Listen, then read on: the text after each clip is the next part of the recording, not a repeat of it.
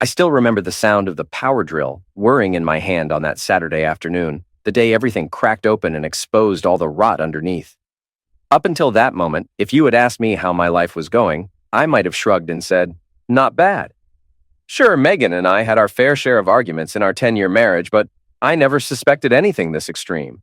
In my head, she was simply my wife, pregnant with our son, and we were preparing for his arrival. I was 38, she was 36. She had a teenage daughter, Skylar, whom I had been raising since she was 5. I convinced myself we were one big, semi-functional family. That afternoon, I was in the garage, knees on the hard concrete, half buried in planks and nails from the box containing Liam's crib. We had purchased one of those build-it-yourself sets. Well, I had purchased it, like I purchase most things in our life. And it had come with at least 500 little parts and instructions that might as well have been hieroglyphics. Because it was hot in there, I had the garage door cracked open about a foot, just enough to keep air flowing. Above me was the kitchen window, partially open to let the breeze in. I remember the smell of newly cut grass blowing in from somewhere down the street. Then, through the background noise of my own hammering and drilling, I heard Megan say my name from the kitchen. That alone wouldn't normally register as suspicious. We'd been married long enough that ordinary talk about me, complaints, jokes, was hardly cause for alarm. But there was an odd tone in her voice, and I found myself pausing the drill to hear more clearly. "I just don't love him," Megan announced. Her voice was shaky, but I could tell it wasn't with tears. It was some other emotion. "I never did. He's a paycheck with hands." Inside my head, the sentence reverberated like a gunshot in a closed room. A paycheck with hands. And the worst part wasn't just that Megan said it, it was that Bernice, her mother, responded with a calm, almost indifferent murmur of agreement. Like they'd discussed this many times before, like it was common knowledge. The cosmic punchline of the conversation was my stepdaughter, Skylar, jumping in to ask if she could spit in my food. I froze. The weight of the power drill nearly slipped from my sweaty palm. They wanted me to remain the clueless ATM, satisfied to pay for everything and let them do what they wanted. Worst of all, the baby, my baby, due in 3 weeks, was apparently part of some scheme to secure more money, more leverage, more everything. In their plan, once the baby was born, they'd get custody if I broke down or tried to leave. That was the gist of the conversation. I swallowed the lump in my throat, forced my trembling fingers back around the drill, and resumed building the crib. I didn't trust myself to walk in there. I was furious, but I also wanted more. More information, more context, more time to plan what I'd do next. It felt like betrayal, so deep it seared straight through my spine, leaving me numb and on fire at the same time. That was the beginning, though truly, if I'm being honest, the real beginning must have come long before. Now, looking back, I can see how I missed all the signs. The separate bank accounts Megan insisted upon. The nights she claimed to be working late only for me to find receipts for fancy dinners days later. Her mother's constant digs about how I needed to pick up more shifts or angle for a promotion. And Skylar, this kid I had once cradled in my arms when she was sick, had started giving me endless side-eye and disrespect. But I always made excuses. She was a teen, that's just how kids behave, and on and on. Still, to my own shame, I never saw how deep it ran until I caught their words spilling from the kitchen window. I played the dutiful husband longer than I should have. That same evening, when Megan came out to see how the crib was progressing, she gave me this plastic smile and asked if I'd eat a sandwich she'd made. My stomach lurched. I remembered Skylar talking about spitting in my food, so I politely declined, forced a smile, and locked myself in the bathroom to hyperventilate in private. My reflection in the mirror was sweaty, upset, eyes red with disbelief. I had never felt so humiliated. But humiliation can lead to a certain kind of clarity, and I used that clarity to start planning. This time, though, my planning wasn't about building a nursery or investing in the 529 plan for Skylar's future. No, I started planning my exit strategy, as well as how to confirm everything: the child's paternity, Megan's fidelity, or lack thereof, and exactly how I could corner them so they couldn't weaponize Liam against me once he was born. My first step was scheduling a consultation with a PI. At first, I wondered if I was overreacting, but the anger and heartbreak propelled me forward. I found a local private investigator named Torres, a quiet, middle-aged woman with a sharp gaze, who specialized in marital disputes and custody battles. It felt surreal to be handing over both money and details of my personal life to a complete stranger, but I was desperate for answers and leverage. "Please," I told her, voice trembling, "just find out what's really going on. If she's cheating, I want proof. And if the baby's not mine, if there's some reason to doubt that, I need to know. I can't go on like this." Torres almost smirked, not in cruelty, but in that weary, I've seen it all way. We'll find out, she said. Give me what you know. Dresses, phone numbers, her mother's routine, your stepdaughter's routine, whatever you have. A few days later, I was given a chance to get out of the house under some pretext and meet Torres in a diner on the other side of town. She slid a small folder across the booth. My heart hammering, I opened it to see grainy time-stamped photos. Megan meeting a man in a parking lot. At first, the pictures weren't too incriminating. They could have been hugging. But as the sequence continued, the images escalated, focusing on Megan's body angles. She was definitely engaged in an explicit act with that man. I clenched my jaw so hard I thought my teeth might shatter. She had her teenage daughter waiting at a nearby cafe, Torres added, an edge to her voice. Your wife spent at least 15 minutes out in that back area, near the dumpsters, with this John Doe? My guess is that it's not the first time. I forced myself to look again at the photos. Megan's head was lowered, her hand braced on this guy's belt, and the outline of what she was doing was graphic enough that my stomach lurched. A wave of nausea swept through me. Despite everything I'd overheard, part of me, maybe out of sheer stupidity, wanted to believe she was playing me for money, but at least carrying my child, that perhaps she wasn't physically unfaithful. I guess I was naive to think so. Torres tapped the folder. I'll keep recording. If you want video, I can get that too, but this is more than enough to prove infidelity. And the baby? I croaked. I need to know once he's born. If I'm not the father, you can do a DNA test as soon as possible, she said quietly. But I'll keep the camera rolling. You might get more context about who the father is in case it's that guy or someone else. I left the diner feeling a knot of hatred and adrenaline in my chest, so tight I could hardly breathe. Megan had her side fling, performing sordid acts in some filthy parking lot, while Skylar calmly sipped iced coffee in a cafe next door, apparently complicit because she never breathed a word to me. Then they'd both come home and flash me these innocent eyes, as though everything was fine. Now I understood. I was the paycheck, the father figure to fill in the gaps, the gullible stooge. I tried not to lose my mind that night.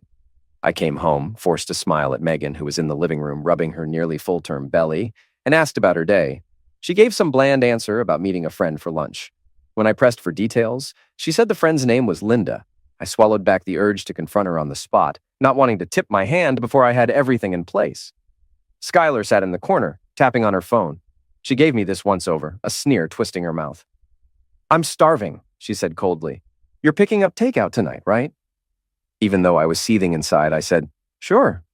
Thai or burgers? She shrugged one shoulder, deliberately dismissive. Whatever's expensive. I just stared at her. Once, long ago. She was the kid who'd excitedly asked me to push her on the swings. Now she was practically mocking me, bragging about how she wanted me to spend more money. And the worst part was, I'd do it because I was stuck. The baby was coming, and I needed to organize my approach carefully if I wanted legal leverage. When Liam arrived, it was under a swirl of chaos. Megan went into labor nearly 3 weeks early. She woke me up at 3 a.m, in tears, saying her water broke. Of course, I drove her to the hospital. For all my hatred, I still cared about that child, my child, as far as I was concerned. And in the hospital, for those fleeting minutes, I almost forgot my anger. The swirl of doctors, the beep of monitors, my wife's ragged breathing. Then there he was, a squirming, crying little boy with a shock of dark hair. The nurse placed him in my arms, and I felt my chest tighten in a mix of awe, love, and a lingering thread of bitterness about all that had been going on behind my back. Megan's mother and Skylar appeared at the hospital within hours. They cooed over the baby while I pretty much stood guard. It might have looked like fatherly affection, but the truth was, I didn't want them hustling Liam away for their own manipulations. My cynicism disgusted me, but after what I'd seen, I had no illusions left. Bernice cornered me in the hallway while Megan dozed in her recovery room. She adjusted the collar of her sweater in that prim way older women do and said softly, "You'll take good care of your family now that the baby's here, right?" I tried not to laugh in her face. Of course, I'm only a paycheck with hands after all. She frowned, clearly caught by surprise that I dared to reference it so directly. For an instant, her facade of gentle grandmother cracked. She looked furious, then tried to hide it. That was just talk. Megan was emotional. We all say things we don't mean. Right, I said, not bothering to hide the sarcasm. Then I brushed past her to check on my newborn son. 2 weeks later, in the hush of a morning that found me exhausted from night feedings, I placed a phone call to a lab that handles discreet DNA testing. I walked around on eggshells waiting for Megan or Bernice or Skylar to overhear me. but they were out at the store, so they claimed. Either way, they weren't in the house. The lab said a test could be done quickly with either a cheek swab from me and the baby or some other method if Megan objected. But I knew Megan wouldn't find out. I had ways to gather what I needed. Sure enough, that afternoon, I took a quick sample from Liam in his sleep, sealed it in the kit, and sent it off by courier. My heart clenched at the idea of not being his father. Yes, I despised Megan for everything she'd done, but that baby had become my reason for staying afloat. If he wasn't mine, I wasn't sure how I'd react. Meanwhile, Torres kept collecting evidence. She captured more footage. Megan leaving the new house with the baby once, meeting the same man in a different location. This time they had an argument, and though the audio was poor, it seemed like she was pressuring him about money. He kept gesturing to his own phone as if telling her to back off. Then, in a shocking twist, one of Torres's videos also showed Megan's conversation with Skylar, in which they openly mocked me. Skylar, unbelievably, hammered home how I was basically an ATM for her college tuition, saying, "He's going to pay for everything, so who cares? He's such a loser."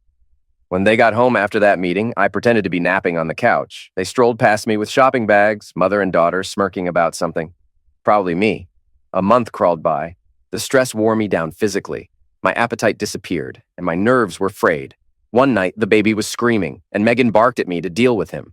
As I lifted Liam from his crib, my phone buzzed with an email from the DNA lab. My stomach flipped. Holding my son gently in one arm, I tapped open the email with the other. The results showed a 99.99% probability that I was Liam's biological father. That meant something in my chest loosened. I might have been furious at Megan. I might have felt used and betrayed, but at least Liam was mine. No matter what happened next, I had a permanent bond with this little boy. I would do anything to protect him.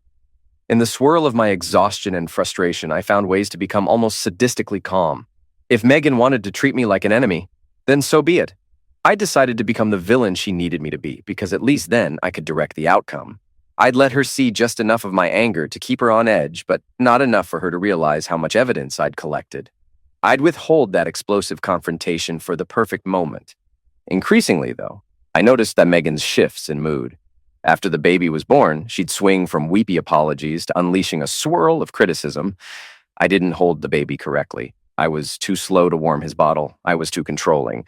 Meanwhile, Bernice was stepping in constantly, trying to rearrange my finances, pressuring me to put more money into a joint savings that apparently only she and Megan could access. Skylar, for her part, just kept up the vile commentary whenever she thought I wasn't listening. But I was. I was always listening now, thanks to some discreet recorders I'd hidden around the house. And I caught everything. Skylar telling her friend on a phone call that I was a total scumbag, but that her mom needed my paycheck because we can't afford anything otherwise. The kid was 15, but she spoke about me like she was some jaded 40-year-old gangster. My hate for her was rising in me like bile, a shameful feeling because I'd once carried her on my shoulders to watch fireworks. Finally, about 8 weeks after Liam's birth, I decided to hire a second PI just to confirm every morsel of Megan's affair. Torres was good, but I wanted to double down. I also wanted more than still photos. My plan was to have a video, or at least audio, that left no doubt. And sure enough, about a week after I authorized additional surveillance, I got a text from the second investigator. She's meeting him again. Parking lot near the old hardware store. She has the baby with her in the car. My blood turned to ice. I hopped in my vehicle and headed that way, but the PI had told me to stay out of sight so they could record everything. I parked a couple blocks down, white-knuckling the steering wheel. A swirl of contradictory emotions battered me. Rage, betrayal, heartbreak. Part of me was thinking, I'm such a fool. And another part already rehearsed the confrontation I planned to have with Megan. By the time I got the all clear from the PI, Megan and her lover were gone. The reporter had captured a short video of them. My wife, disheveled, having closeness on the man in the front seat of his truck, while the baby dozed in his car seat. The daughter, Skylar, apparently wasn't there this time, though she'd been present during previous encounters. It was all so disgusting and cold. I didn't even want to watch the clip, but I forced myself. She was glancing around the parking lot as she leaned over the console.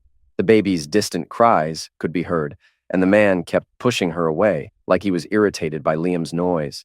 Megan persisted anyway, like she was chasing his approval.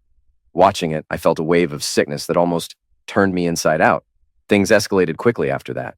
I'd stockpiled enough proof to settle any custody dispute. I had photographic evidence, audio recordings, text logs, even video of Megan explicitly cheating. And I had the DNA results that said Liam was mine.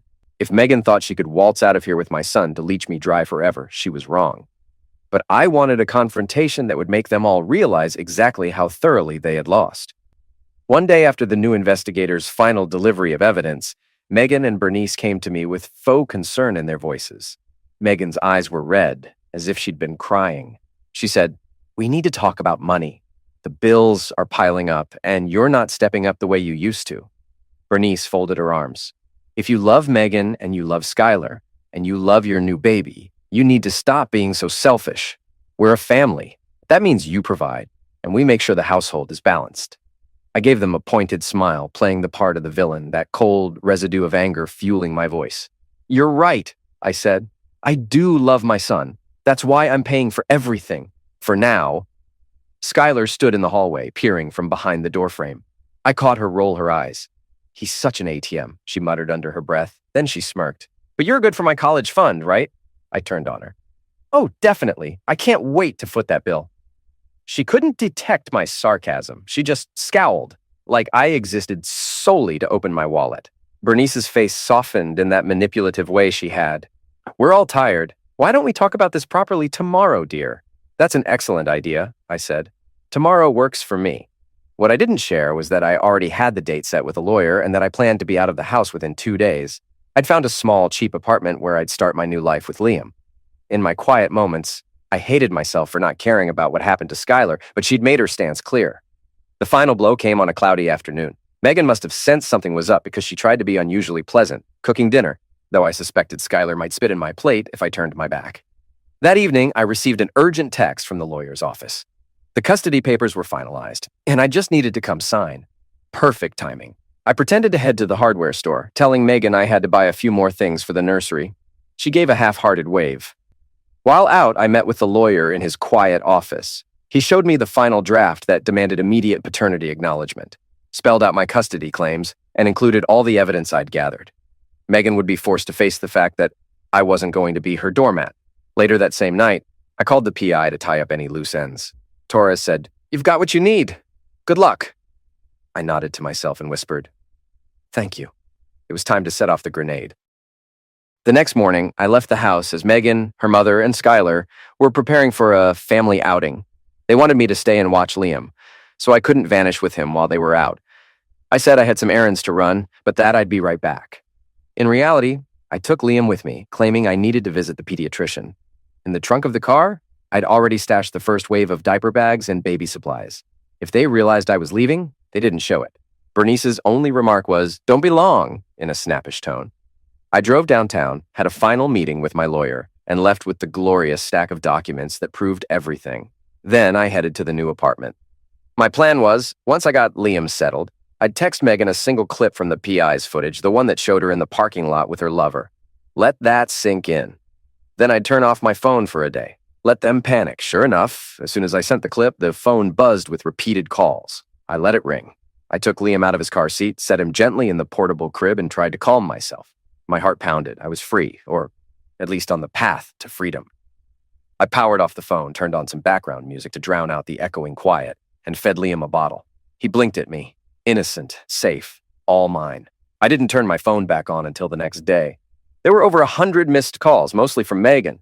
Text messages from Bernice threatened me, calling me a kidnapper. A few scattered texts from unknown numbers, probably her friends, telling me to man up. The rest were from Megan, cycling through fury, confusion, pleas, and bizarrely enough, claims that she'd do anything to fix this. Not a single mention of her affair or the possibility that I might have discovered it. Denial is a powerful drug.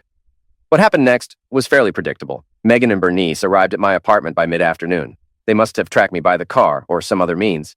The buzzer rang, and I considered not answering, but I was itching for a confrontation, so I opened the door slightly, just enough to see Megan's puffy, red-rimmed eyes and Bernice's stony face. Behind them was Skylar, arms folded, glare locked on me like I was a piece of trash.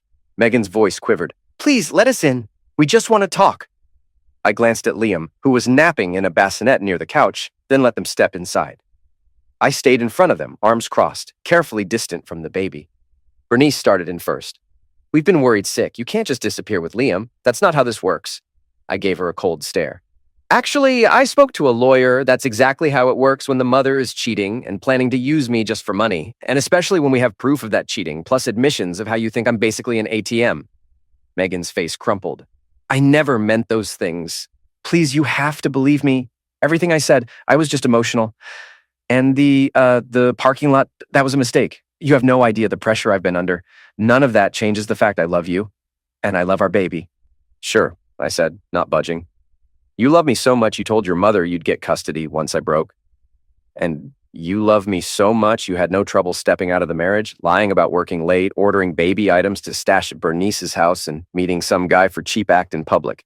Meanwhile, your daughter here, I nodded at Skylar, was complicit.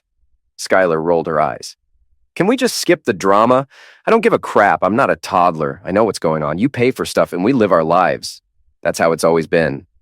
My nostrils flared. Say that again, I said softly. She glared. You heard me. You're a walking paycheck. Get over it. Megan turned to her, eyes wide with anger or shame. Maybe both. Skylar, shut up.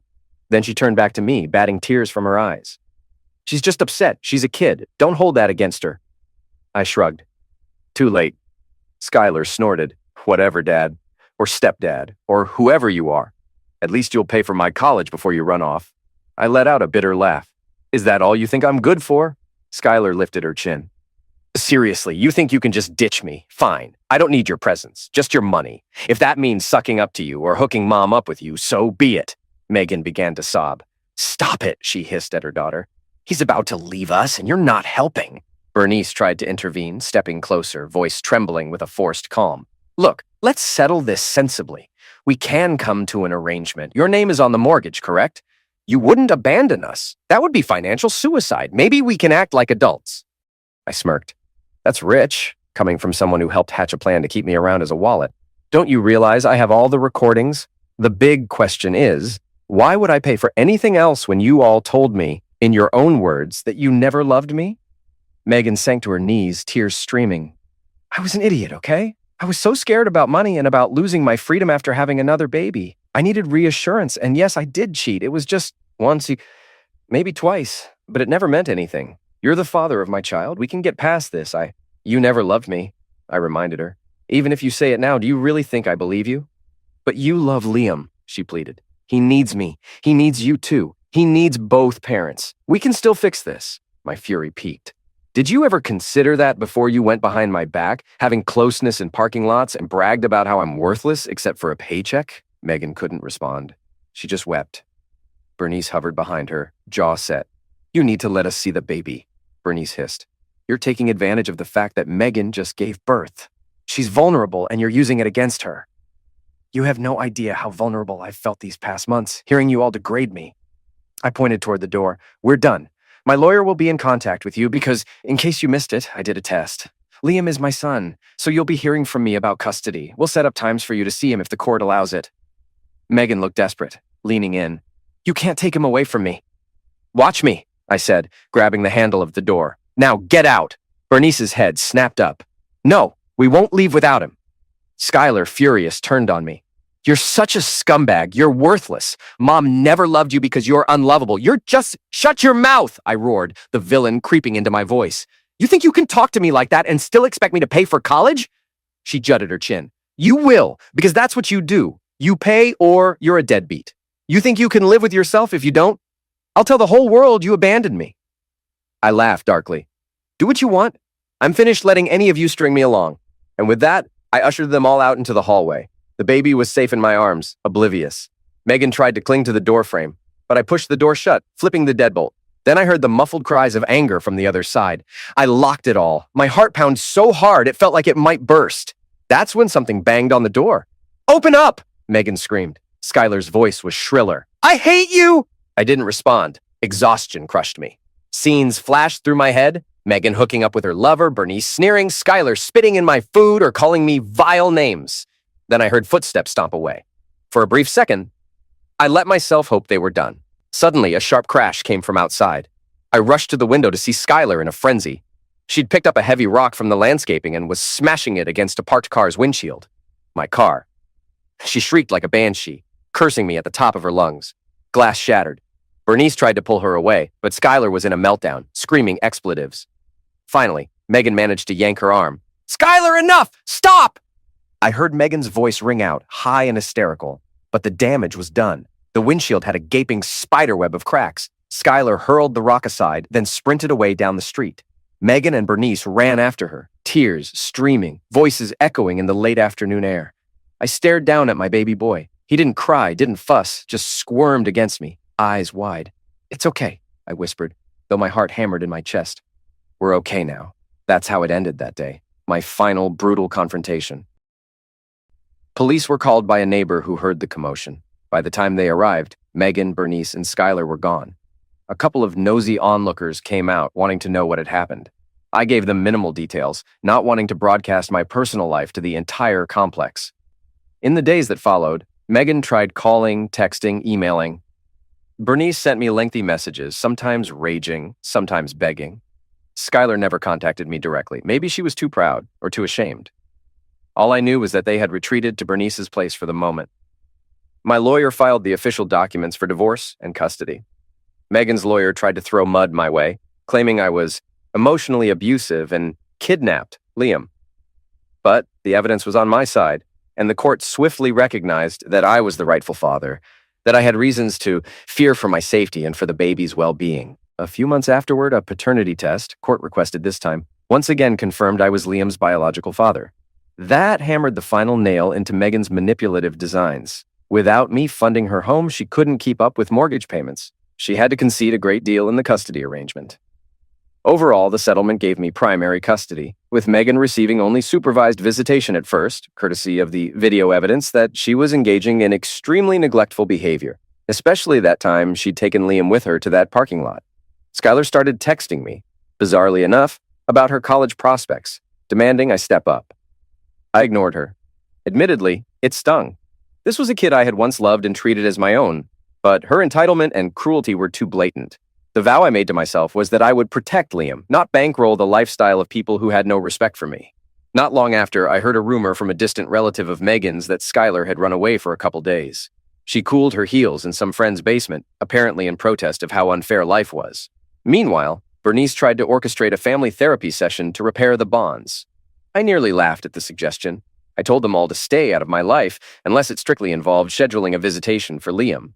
I guess in a way, I became their demon, the villain they always claimed I was. But it's not like I set out to be cruel. I just refused to play the role of the clueless, bottomless wallet any longer. If they saw that as villainy, so be it. Maybe part of me even enjoyed the feeling of shutting them out after all the humiliation they doled out to me. Now, months after the meltdown, I'm adjusting to life as a single father. Liam is blissfully unaware of the drama that preluded his arrival in this world. He's babbling now, big eyes darting around my tiny apartment with curiosity. The place is modest. Walls are scuffed. The carpeting is old. But it's my home and his, and there's peace here. I feed him, change him, rock him to sleep. Sometimes I watch him drift off and think about everything that's happened. Megan's betrayal, Bernice's manipulations, Skylar's cruelty. It's like a fever dream, except it's horrifically real. 3 days ago, I had a final piece of closure. Skylar turned up alone at my doorstep. She must have taken a bus or walked the miles across town. I doubt Bernice or Megan was with her because none of them texted me to warn me she was coming. I opened the apartment door and there she was, tears streaking her face, hands trembling. "What do you want?" I asked, voice cold. Her eyes rose to meet mine. She bit her lip. "I need your help," she whispered. "Mom can't afford anything anymore, and I need college money. You promised you'd pay, right?" I stared at her for a long time, remembering her smash my windshield, remembering that security footage of her literally spitting in my coffee, the sneers, the hateful words. Part of me wanted to slam the door in her face right there. Another part remembered that child I once carried on my shoulders. For a moment, I hesitated. She must have seen it because she moved a step closer, tears starting to flow more freely. "Please," she said, "I know I'm a jerk sometimes, but you practically raised me. You said you'd always be there for me."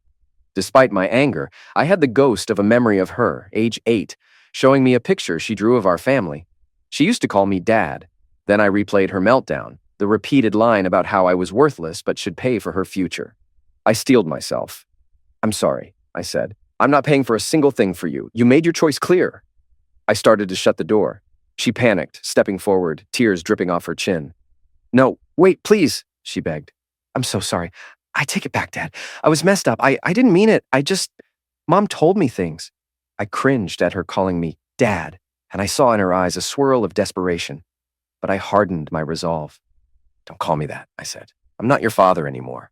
You need something. Go to the people you love so much you bragged about spitting in my food. She collapsed to her knees. For a second, I just stood there, grappling with the tempest of conflicting emotions. But in the end, I did exactly what my anger told me to do. I slammed the door in her face. I heard her sob once, probably banging a fist on the door. Then, a second later, the sob turned into a shriek of raw fury. I looked through the peephole to see her scramble away from the door. She stormed down the front steps, rummaging around. She snatched up a loose piece of concrete, some broken chunk of the curb or a rock, and flung it at the nearest car. Not mine, but it crashed into the windshield, leaving a huge crack. Another spree of curses spat from her mouth, tears glistening. Then she ran, sprinting down the street like a terrified animal. My neighbors would handle the aftermath. The old me would chase after her, worried sick, but that part of me died the day I realized what she and Megan truly thought of me. Now, there was only this grim resolve to protect Liam and move on. I took a deep breath, pressed my back against the closed door, and tried not to shake from the aftershock of emotions. Eventually, Liam stirred, probably awakened by the noise. I scooped him up from his crib, murmuring comforting nonsense until he relaxed against my shoulder. I kissed his soft hair. He smelled faintly of baby shampoo and innocence, and I felt tears burning my eyes. This, I thought, is my second chance. He's my reason to keep going.